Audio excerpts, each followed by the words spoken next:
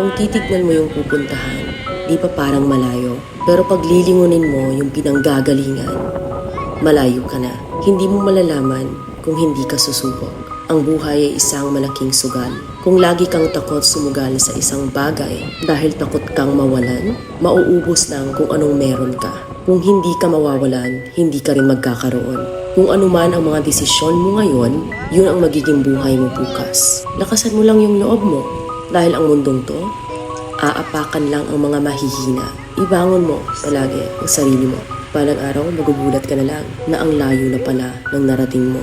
Kahit mabagal ang progress, basta may usad at kumikilos ka, okay na yan. Wala tayong magagawa. Ganyan talaga ang proseso ng buhay. Lahat tayo nakakaranas ng hirap. Hindi natin alam kung hanggang kailan tayo dito sa mundo. Kaya mas piliin mo maging mabuting tao. Ang pinakayaman na maituturing natin sa sarili ay ang ating mga pangarap. Kapag handa kang abutin yung mga pangarap mo, hinding-hindi ka maghihirap.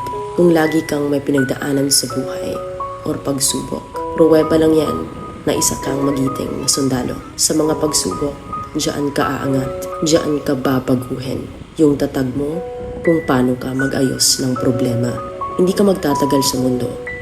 Lubos-lubusin mo na. Gawin mo yung mga bagay na handang iangat ang sarili mo. Huwag mo isipin yung mga sinasabi ng iba at huwag na huwag kang panghihinaan ng loob dahil lahat ng tao ay may iba't ibang desisyon at iba't ibang sitwasyon. Huwag ka lang mawala ng pag-asa. Hindi mo naman kailangan madaliin lahat.